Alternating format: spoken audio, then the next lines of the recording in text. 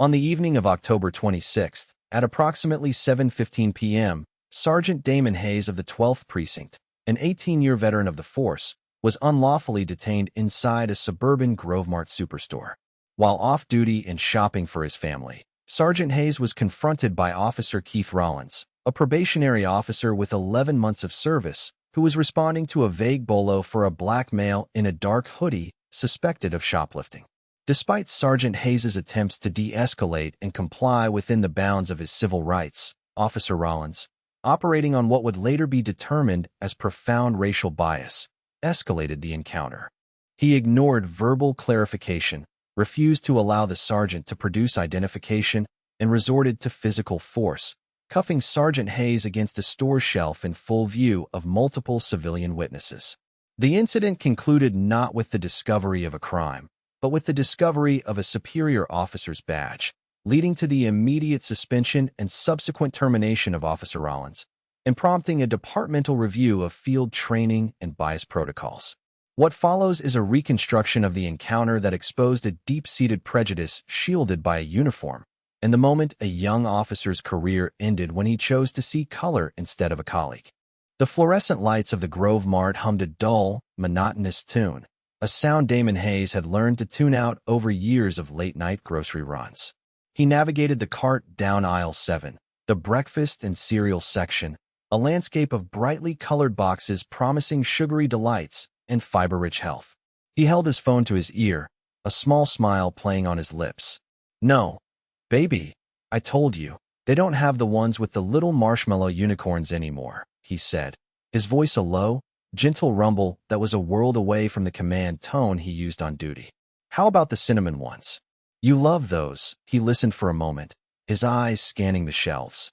He was in his civilian uniform, a gray zip-up hoodie, worn jeans, and comfortable sneakers. It was the armor of anonymity he wore when he wasn't Sergeant Hayes, when he was just Damon, husband to Maya and father to 8-year-old Chloe. After a 12-hour shift mediating a domestic dispute that nearly turned tragic and processing a mountain of paperwork, this simple errand was a welcome decompression. Okay, I'll get the honey ones. But you have to promise to actually eat them this week," he chuckled, grabbing a family-sized box of Honey Nut Cheerios and placing it in his cart next to the milk and eggs. "I love you too, sweet pea. Tell Mommy I'll be home in 20. Bye." He slid the phone into his pocket, the smile lingering. It was in that moment of quiet contentment that the atmosphere shifted. It wasn't a loud noise, but a change in the ambient pressure of the aisle, a sudden focus of energy behind him. Years on the street had honed his senses to a razor's edge. He didn't turn around immediately. Instead, he casually pushed his cart forward a few feet, using the reflective surface of a freezer door at the end of the aisle to get a glimpse. He saw him, a uniformed officer, young, with the stiff posture of someone still new to the weight of the badge and the power it conferred. The officer's hand was resting on the grip of his service weapon, not drawn, but ready. A tactical tick that screamed inexperience and nerves. Damon took a slow, deliberate breath, his mind clicking into a different gear. The dad in the grocery store receded, and the sergeant surfaced. He knew the playbook. Stay calm. Keep your hands visible. Do not make any sudden moves. He slowly turned, his expression neutral, his hands resting on the handlebar of the shopping cart. The officer, whose name tag read Rollins, stopped about 10 feet away, his feet planted in a wide, confrontational stance. His eyes, cold and assessing, swept over Damon from head to toe, lingering on the gray hoodie and his black skin. "You, stop right there," Rollins said, his voice a sharp crack in the quiet hum of the store. The command was unnecessary. Damon was already stopped. "Is there a problem, officer?" Damon asked, his voice even and respectful.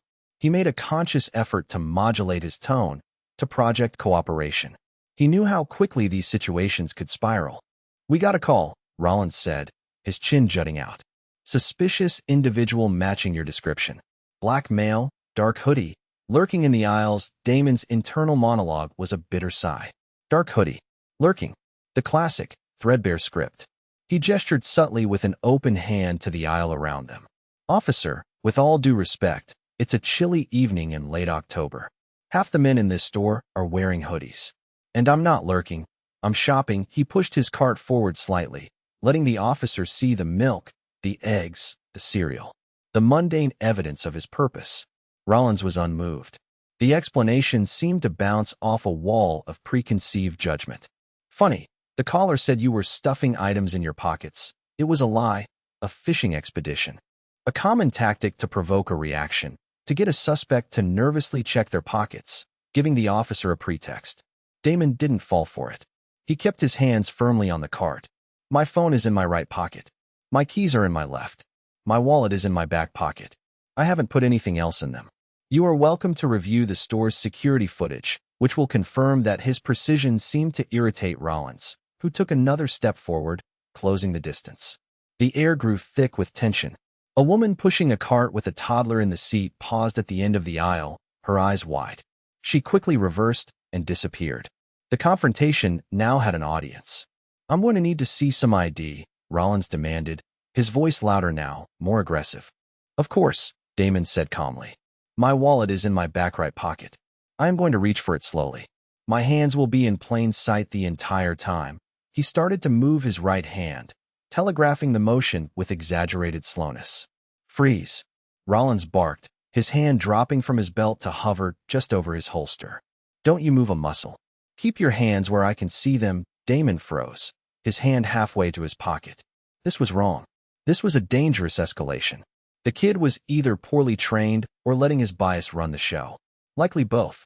Officer, Damon said, his voice losing a fraction of its warmth, replaced by a harder, more professional edge. You have demanded to see my identification. I have agreed to provide it. I am complying with your instructions. You need to calm down. The suggestion that he needed to calm down was like a spark on gasoline. Rollins's face flushed with anger. You don't get to tell me what to do. You fit the description of a thief, and you're giving me attitude. Who do you think you are? It was the question. The one that always dripped with condescension and dismissiveness. The one that implied he was a nobody, a nameless, faceless problem to be managed. The bitter irony of it all was almost suffocating. Damon held the officer's glare, his own eyes unblinking. I am a citizen shopping for his family, who has been stopped without reasonable articulable suspicion. You are conducting an unlawful investigatory stop. So I'll ask you, Officer Rollins, who do you think you are? The use of his name, read from the tag, seemed to momentarily throw the young officer. But his anger quickly subsumed his surprise. He saw the challenge not as a legal point, but as a personal affront. That's it. You're done, Rollins snarled. Turn around. Face the shelf. Hands behind your back. Now Damon stood his ground. He was not a suspect. He was not a criminal. And he would not be treated as one. More importantly, complying with an unlawful order on camera, and he was sure someone was recording by now, would legitimize the officer's actions. No, officer. You do not have probable cause to arrest me, and you have no legal basis to command me to turn around. You are creating a problem where none exists. Let's just wait for your supervisor to arrive. The mention of a supervisor was another mistake. To Rollins, it was a direct challenge to his authority. He saw it as an attempt to go over his head, to humiliate him. He closed the remaining distance in 2 quick strides. I am the authority here, and you've just added resisting to your charges. Before Damon could react, Rollins grabbed his left arm, twisting it behind his back with a sharp, painful motion. The sudden violence of the act sent a jolt of pure adrenaline through Damon's body. His training screamed at him to counter, to break the hold, to neutralize the threat. It would take less than a second to have Rollins on the ground. But he couldn't. He was a black man in a hoodie, and the officer was white. In the eyes of anyone watching, he would be the aggressor. He would be the threat. So he let it happen. He allowed Rollins to use his own weight against him, slamming his body forward. The impact was jarring. His chest hit the edge of a metal shelf with a dull thud. A stack of canned green beans clattered to the floor, the sound echoing through the now silent aisle. The metallic scent of the cans mixed with the cheap air freshener of the store. Damon felt the cold steel of the handcuffs bite into his right wrist, then his left. The sharp, definitive click-click-click as the ratchet locked was a sound he'd administered thousands of times. It was a sound of finality, of control being seized. He had never been on this side of it. Now, Rollins said, his voice triumphant and breathy from the exertion, right next to Damon's ear.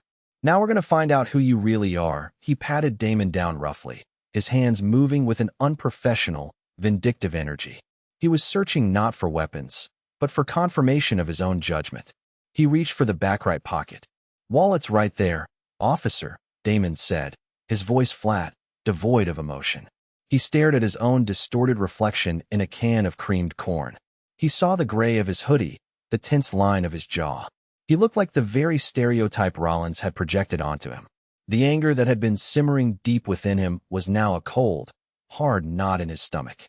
It wasn't the hot, explosive anger of a street fight. It was the icy, patient rage of a man who understood the system from the inside out and was about to bring its full weight down upon the fool who had just cuffed him. Rollins yanked the worn leather wallet from his pocket. "Let's see what we've got here, Mr. Mouthy." He stepped back, flipping it open with a flourish, his eyes scanning for a driver's license. And then he saw it. Damon could feel the exact moment the world shifted. The officer's triumphant posture went rigid. His breathing stopped. From his position against the shelf, Damon couldn't see the wallet, but he knew what Rollins was looking at.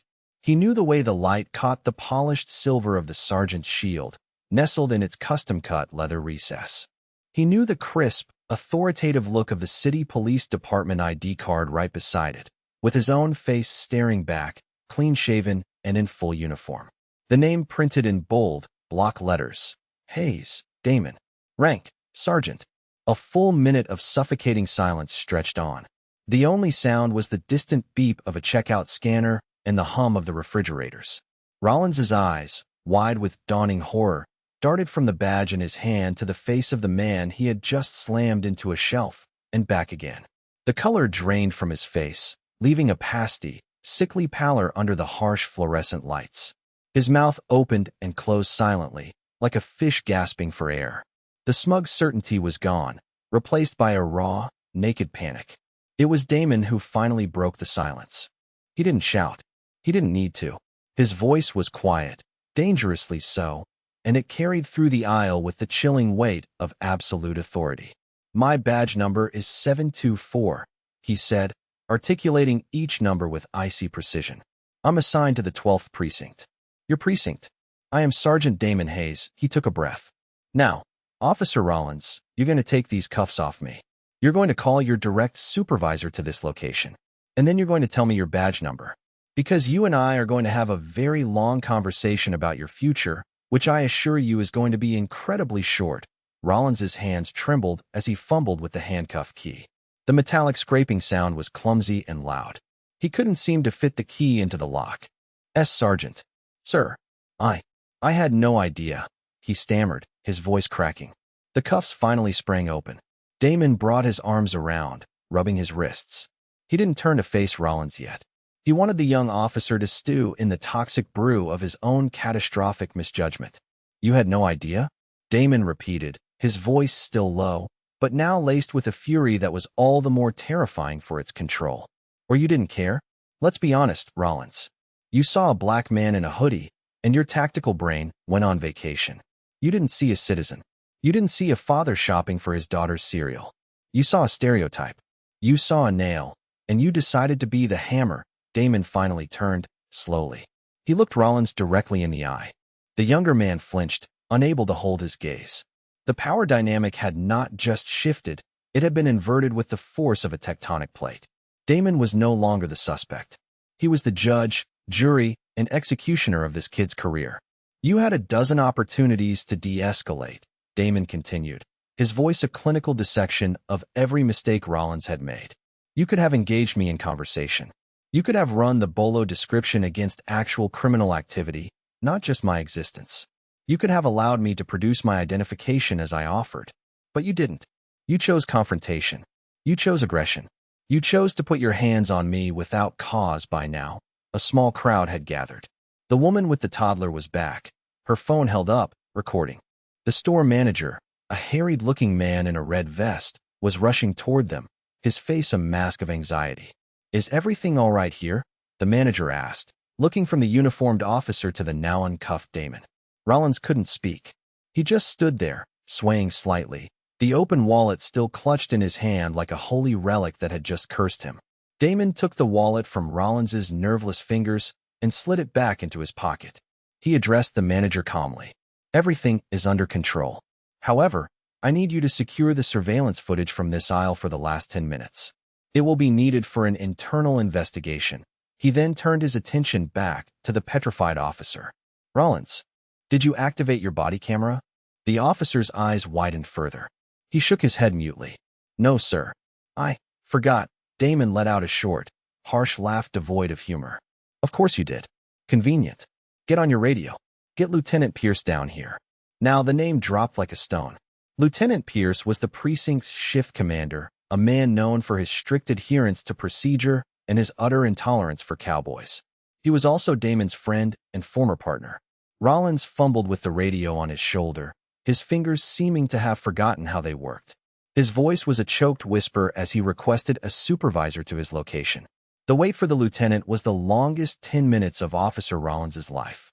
He stood in silence, unable to look at Damon, his eyes fixed on the scuffed linoleum floor. The witnesses, no longer silent, were now whispering among themselves, their expressions a mixture of shock and dawning understanding. Damon, for his part, remained perfectly still, a pillar of calm authority. He was processing the event, compartmentalizing the rage and humiliation, and focusing on the procedure that must now follow. This couldn't just be about Rollins. It had to be about the next Rollins and the one after that. When Lieutenant Pierce arrived, his heavy footsteps announcing his presence long before he turned the corner into the aisle, he took in the scene at a glance. Damon, looking composed but with a storm in his eyes, a pale, terrified-looking Rollins, a nervous store manager, and a handful of shoppers holding up their phones. Damon, Pierce said, his brow furrowed in confusion. What in God's name is going on? We got a call for a supervisor for a shoplifting suspect. Damon's expression tightened. That's what your officer here seems to think I am. Frank, he recounted the events calmly, factually, and without embellishment. He didn't need to add emotion. The facts were damning enough. As he spoke, the color rose in Lieutenant Pierce's face, his expression shifting from confusion to disbelief, and finally to a cold, hard fury that was even more potent than Damon's. When Damon finished, Pierce turned his gaze on Rollins. It was the kind of look that could strip paint. Officer Rollins, Pierce began, his voice dangerously quiet. Is what Sergeant Hayes just described accurate? Sir, the description, Rollins began, his voice pleading. I am not asking about the description. Pierce cut him off sharply. I am asking if you put your hands on a superior officer, cuffed him, and slammed him into a shelf based on a vague bolo without identifying him first. Rollins deflated, the last bit of air going out of him. Yes, sir. Unholster your service weapon. Slowly. Hand it to me, grip first, Pierce commanded. Rollins complied, his movements shaky and robotic. Pierce took the weapon and secured it. You are hereby suspended, pending a full internal affairs investigation. You will go directly back to the precinct. You will write your report. You will not speak to anyone else about this incident. You will then go home and wait for a call from the captain. Am I understood? Yes, sir, Rollins whispered, his career flashing before his eyes and then extinguishing completely. He turned, a ghost in a uniform, and walked away, the eyes of every shopper following him down the aisle. Pierce then turned to the witnesses. Thank you for your cooperation. An officer will be by to take your statements. Please, if you have video footage, we would appreciate a copy. He then looked at his friend. The anger in his face softened into concern.